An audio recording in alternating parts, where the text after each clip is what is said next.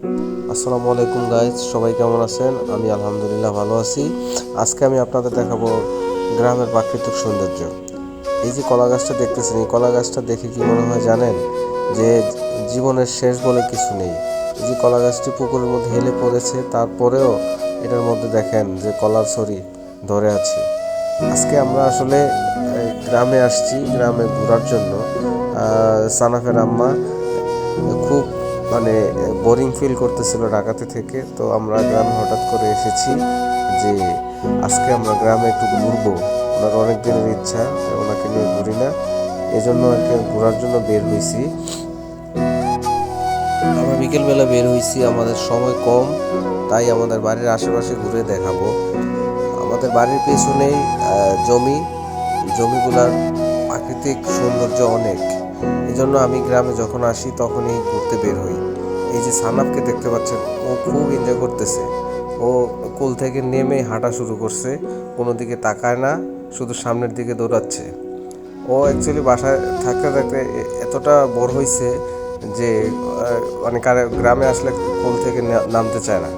তো আজকে ওকে যখন মানে কোল থেকে নামাই দিছি, তখন ও মানে স্বাধীনভাবে সামনের দিকে হাঁটতেছে এবং গ্রামের প্রাকৃতিক সৌন্দর্য দেখতেছে। ওর এই প্রথম এরকম আসলে খোলামেলাভাবে উন্মুক্তভাবে চলাফেরা।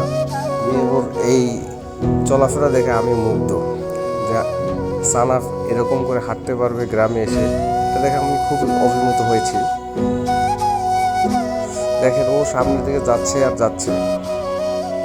গ্রামের এই প্রাকৃতিক সৌন্দর্য আমাকে প্রতিনিয়ত গ্রামের টানে আমাকে নিয়ে আসে। আপনারা যারা ঢাকা এবং ঢাকার বাইরে বিদেশে যারা আছেন, তারা হয়তো এই প্রাকৃতিক সৌন্দর্যটা উপভোগ করতে পারেন না। আমাদের গ্রাম বাংলার প্রাকৃতিক সৌন্দর্য এক এক সিজনে এক এক রকম থাকে। যেমন ধরেন, শীতকালে একরকম থাকে, গরমের সিজনে আরেক রকম থাকে। বিশেষ করে শীতের সিজনে গ্রামের প্রাকৃতিক সৌন্দর্যটা বেশি সুন্দর। আর যে এই রাস্তাটা দেখতেছেন, এই রাস্তাটা মূলত আমি করেছি।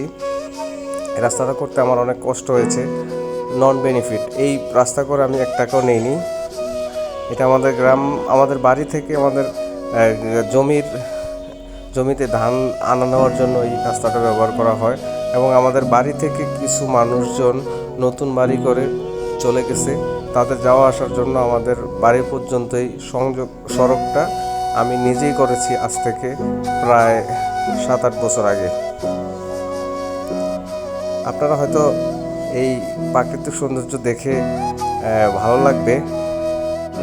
দেখেন, রাস্তার দুই পাশে কি সুন্দরভাবে ধানগুলো লাগানো আছে। কিছু ধান আগে লাগানো হয়েছে, কিছু ধান পরে লাগানো হয়েছে।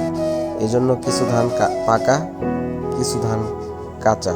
এই যে দেখতে পাচ্ছেন, এগুলা মোটামুটি পেকে গেছে, এগুলা মাসখানিকের মধ্যেই কাটা হবে মেবি। আবার এই যে বাম পাশে যে ধানগুলা দেখতেছেন, এগুলা কাঁচা, এগুলা তারপরে কাটা হবে।